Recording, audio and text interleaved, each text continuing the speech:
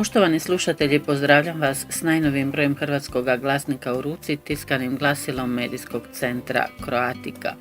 Što donosi ovotjedni broj Hrvatskog glasnika saznaćete u narednim minutama.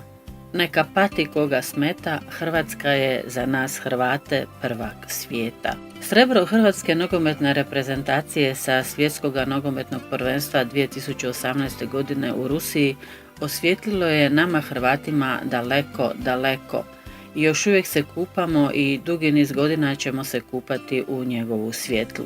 Crveno-bijelo-plava boja isticala se na ruskim tribinama, trgovima, hrvatskim ulicama, domovima, svijetom koji se proteklih mjesec dana divio nogometnom divu, hrvatskoj nogometnoj reprezentaciji, njenim uspjesima, igračima, izborniku i ljepoti koju su upoznali oni koji do sada nisu previše znali o nama.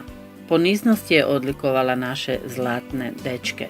Poniznost koju je isijavao izbornik i kapetan, a ostali su ih slijedili. Jer tek ponizni ljudi mogu učiniti jako zajedništvo, a zajedništvo, sada smo se osvjedočili, rezultira uspjehom. Više u redovitoj tjednoj kolumni vaše urednice. U Petrovskom šatoru bili su u velikom broju Mađari, simpatizeri hrvatske reprezentacije, kao i Hrvati iz Austrije i Petrovišćani sa svojom djecom, a i oni koji su odavno napustili Petrovo selo, ali su se za finalno navijanje obavezno vratili do Pinčene doline. U ovom važnom, određenom i rijetkom trenutku bili su uz svoje.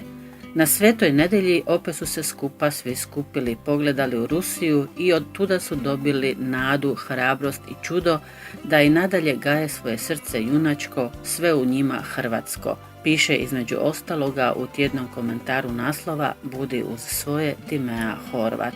Donosimo niz zanimljivih i informativnih napisa, tako izvješće sa izvanredne sjednice Skupštine Hrvatske državne samouprave. Osvrćemo se na proslavu Dana državnosti u Budimpešti, pišemo o Danu sela u Gari i 10. susretu hrvatskih crkvenih zborova u Baji. Bili smo na 5. šokačkom pikniku u Vršendi, blagoslovu kipa Svetog Kvirina kod Peruške Marije. U ovotjednom prilogu na 4 stranice pišemo o prvom i drugom turnusu kampova hrvatskog jezika u pansionu Zavičaj, spomen utakmici u čast lani preminuloga Zoltana Janija, o zlatnoj kvalifikaciji Kojnovskih tamburaša, Martinačkom Ivanjskom festivalu te o 20 godina djelovanja Fičehaskog pjevačkog zbora. Poštovani slušatelji, slijedite platforme medijskog centra Croatica. Pretplatite se na Hrvatski glasnik kako bi tjedni Hrvata u Mađarskoj bio s vama u vašem hrvatskom domu.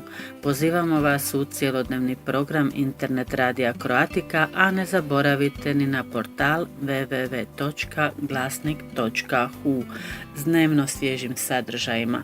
Pratite medijske platforme i društvene profile medijskog centra Croatica. Budimo zajedno u oaziji hrvatske pisane riječi u Mađarskoj.